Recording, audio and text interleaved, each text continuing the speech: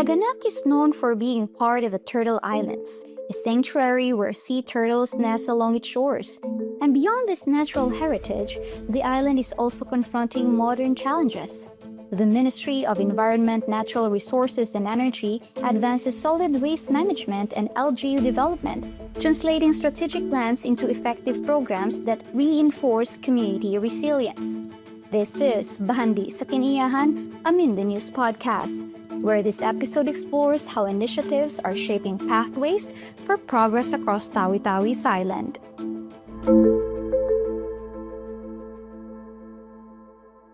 I'm Minda Bayrula. I am the current OIC, Protected Area Superintendent in Turtle Islands Wildlife Sanctuary. It's a declared protected area under RA 11038, but it's under the management of the Bangsamoro government for now. So I am the Chief Operating Officer doing the day-to-day management operation in the protected area, and ako rin po yung secretariat ng Protected Area Management Board. So the PAMBI, it's the policy-making body of the Turtle Islands Wildlife Sanctuary. In each protected area po kasi merong mga Protected Area Management Board composed of yan sa amin, governor, mayor, barangay captains, PNP, law enforcement, community leaders, women's. So it's parang composite stakeholders. Meron silang regular activities led by the LG, yung regular clean-up drive sa mga ano. And we are planning with the MTO yung every Saturday, Sunday, kasi other areas, ina-adapt nila yung no use of single-use plastic. Kasi dito Malaysian, mahilig sa mga bahay-bahay, sabi niya, yung plastic ang tawag nila bahay-bahay. So kahit small, nilalagay sa plastic. Maano sila makalas silang mag-use ng plastic. So isa yon sa magandang i-draft din ng aside from the solid waste management plan, yung reduction of single-use plastic kung hindi man ma-zero. Mabuti meron ng refilling station, at least may mga bigger plastic container.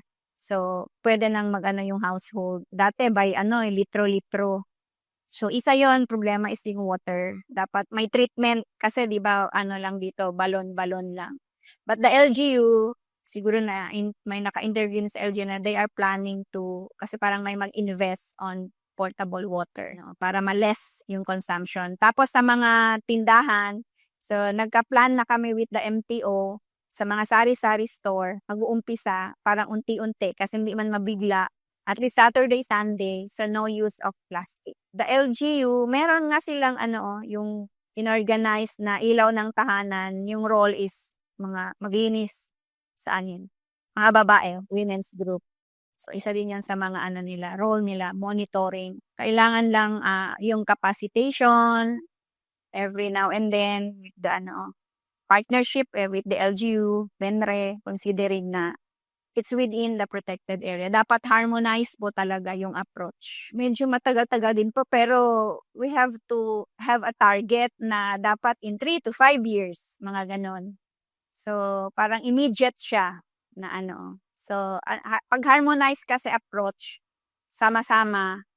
So, madali nating ma-meet ang setting ng target. So, isa din yon sa dapat ma-educate at saka ma-capacitate din yung LGUs. So, when drafting an ecotourism plan, hindi siya ibig sabihin na mag-invite lang, kasi pinag-aaralan din natin yung carrying capacity, yung readiness ng community sa pagtanggap, and yung mga other needs ng tourist na dapat maibigay.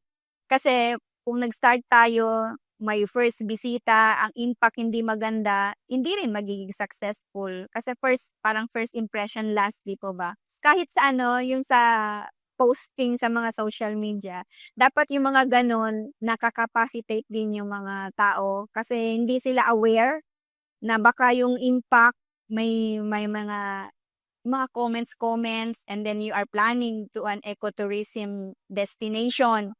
Nag-vlog, nag-picture, hindi aware yung background, basura.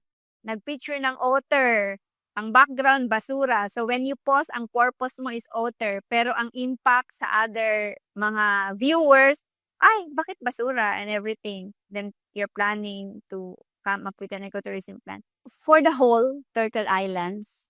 So gusto pa rin natin yung sustainable development kasi pro-development tayo, hinahabol natin yung progress sa area.